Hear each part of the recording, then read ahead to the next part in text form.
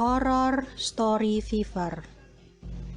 Judul Horor di Tikungan Cilende.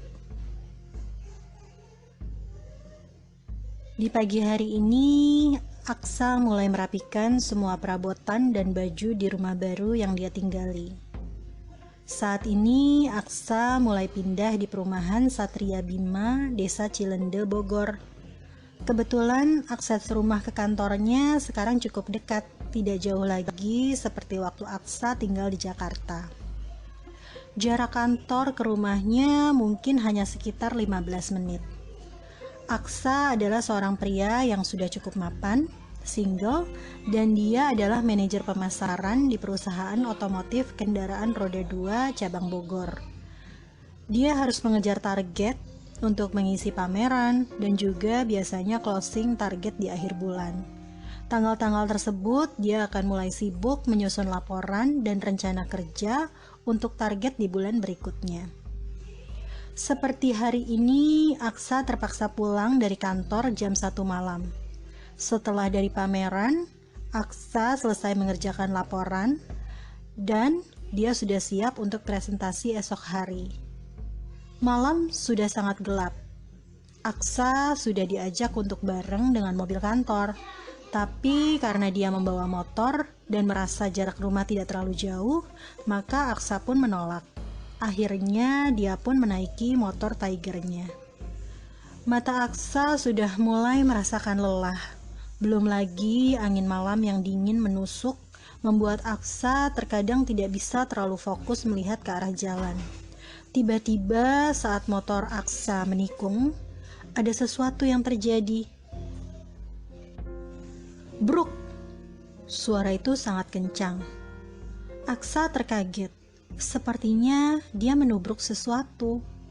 Aksa pun segera turun dari motornya dan menghampiri sesuatu yang telah ditubruknya.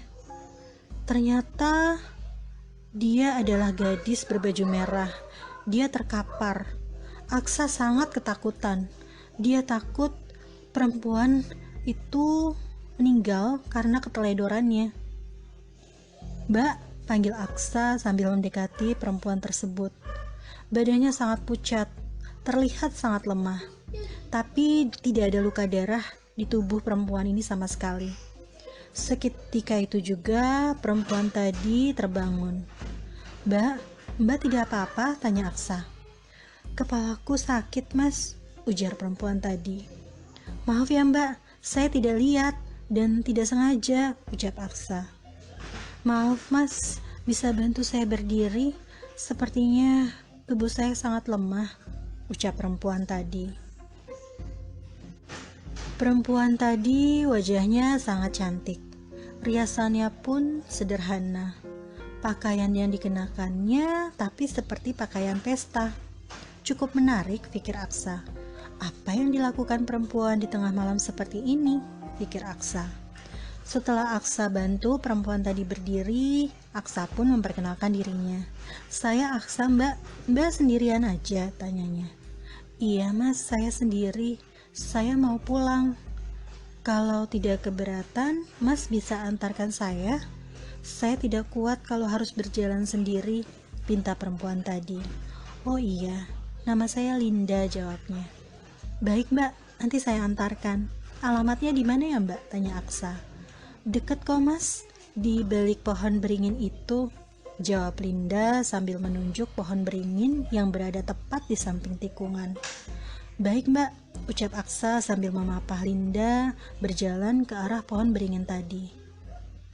Ternyata betul, seperti yang Linda bilang, kurang lebih sekitar 10 menit, terlihat kota dengan banyak rumah dan lampu temaram di balik pohon beringin tersebut. Aksa pun menemukan jalan setapak menuju kota tersebut. Walaupun dia harus memarkirkan motornya di pinggir jalan tadi, tapi karena dia merasa bersalah kepada Linda, akhirnya Aksa pun mengikuti jalan setapak tadi menuju kota tersebut. Kehidupan malam di kota ini anehnya terasa sangat ramai. Walaupun sudah jam 1 malam seperti ini. Bahkan kehidupan yang ramai seperti ini tidak akan terlihat karena terhalang pohon beringin di tikungan Cilende itu. Itu rumah saya, ucap Linda sambil menunjuk rumah.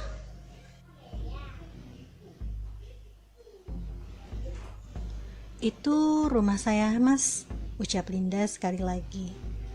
Linda pun menunjuk rumah dengan pagar kayu dan Linda pun mengetuk rumahnya.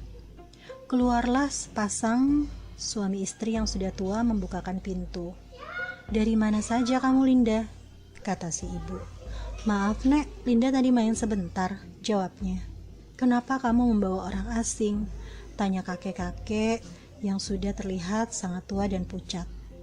Pria ini tadi menabrak Linda, Kek, dan sekarang membantu Linda pulang, ucap Linda seperti mengacuhkan mereka. Mereka pun melihat Aksa penuh rasa curiga. Aksa jadi merasa tidak nyaman dan tidak enak. Maaf ya, Lin, saya izin pamit pulang dulu, ucap Aksa. Jangan, ucap Linda. Kamu kan sudah menolong saya. Setidaknya izinkan saya menjamu kamu dulu, ucap Linda kembali. Tidak usah repot-repot, Lin. Ini sudah malam, jawab Aksa. Saya memaksa, ucap Linda tegas. Melihat tatapan Linda yang sepertinya sangat marah jika dia tidak mampir, akhirnya Aksa pun menyerah. Baiklah, tapi sebentar saja ya, Lin, jawab Aksa tidak enak dengan situasi tersebut. Aksa pun duduk ditemani oleh sepasang kakek nenek tadi, dan Linda segera ke dapur untuk membuat minuman. Orang tua itu hanya diam dan menatap Aksa penuh rasa tidak suka. Entah kenapa, mungkin karena waktu ini sudah terlalu malam. Lalu sang nenek mulai mendekati Aksa. Kamu harus segera pulang, ucap nenek tadi. Tiba-tiba Linda sudah ada di hadapannya membawa minuman. Silahkan diminum dulu, ucap Linda ramah kepada Aksa, tapi dia menatap nenek-nenek tadi dengan tatapan yang penuh kebencian. Baru saja Aksa ingin menyeruput kopi buatan Linda, tiba-tiba ada burung gagak yang masuk ke dalam rumah dan menyenggol kopi tersebut, sehingga membuat kopi tersebut tumpah. Tiba-tiba Linda menjadi sangat marah dan ingin menangkap burung gagak tadi. Sang kakek dan nenek langsung pergi meninggalkan Linda dan menyuruh Aksa untuk melarikan diri. Aksa tidak mengerti tentang situasi yang terjadi, tapi dia merasa dia harus meninggalkan rumah tersebut. Dia pun melihat Linda mengejarnya dari belakang. Tiba-tiba, Aksa merasa kakinya terkena batu dan terjatuh. Setelah itu, dia tidak sadar. Beberapa saat kemudian, dia merasa ada lampu yang menyorot matanya cukup tajam. Dan saat dia membuka mata, ternyata dia saat ini sedang berada di rumah sakit. Mas Aksa, ucap Lintang, sekretaris di kantornya. Aku di mana, Lin? Tanya Aksa. Di rumah sakit Geraha Pesona, Mas. Mas sudah pingsan selama 2 hari, jawab Lintang. Apa? 2 hari? Kok bisa, Lin? Tanya Aksa bingung. Mas Aksa jatuh dari motor di tikungan Cilende. Warga setempat menemukan Mas Aksa dan meneleponku dari HP Mas Aksa. Lalu aku langsung bawa Mas Aksa ke sini, ucap Lintang. Tapi aku menabrak seorang gadis. Aku nggak mungkin pingsan, jawab Aksa. Maksudnya? Tanya Lintang. Aksa pun kemudian menceritakan kejadian yang dialami kepada Lintang, tentang semua hal yang terjadi, tentang kota di balik pohon beringin, dan juga tentang Linda yang ditabraknya dan mengantarnya ke rumah. Tiba-tiba wajah Lintang terlihat sangat pucat saat mendengarkan kisah Aksa. Mas Aksa tahu nggak di balik pohon beringin itu sebenarnya ada apa? Kata Lintang. Kebetulan Lintang adalah penduduk asli setempat Cilende, jadi dia betul-betul mengetahui seluk-beluk daerah tersebut. Memangnya ada apa, Lin? Tanya Aksa. Itu adalah kuburan, Mas. Tempat semua orang dusun Cilende dimakamkan di balik pohon beringin yang Mas Aksa ceritakan kepadaku. Kalau Mas Aksa bercerita tentang Linda, dia itu kakakku, Mas. Mbak Linda sudah 2 tahun yang lalu meninggal bunuh diri, tepat di pohon beringin tersebut. Karena saat hari pernikahannya, Mas Ujang calon suaminya kecelakaan di tikungan Cilende. sedangkan semua tamu dan undangan sudah hadir. Akhirnya Mbak Linda tidak tahan dengan rasa malu dan sedih yang dideritanya. Tiba-tiba saat tengah malam, dia pergi ke pohon beringin di tikungan Cilende dan bunuh diri di sana. Cerita Lintang sedih, sambil menitikkan air mata, mengingat kembali kejadian tersebut. Astagfirullah, jawab Aksa. Berarti kemarin aku dibawa ke dimensi lain dari makhluk-makhluk gaib itu ya, Lintang? Betul, Mas. Kemungkinan Mas Aksa dibawa ke dunia mereka, jawab Lintang. Setelah keluar dari rumah sakit beberapa hari kemudian, Aksa pun ditemani Lintang langsung berziarah ke makam Linda.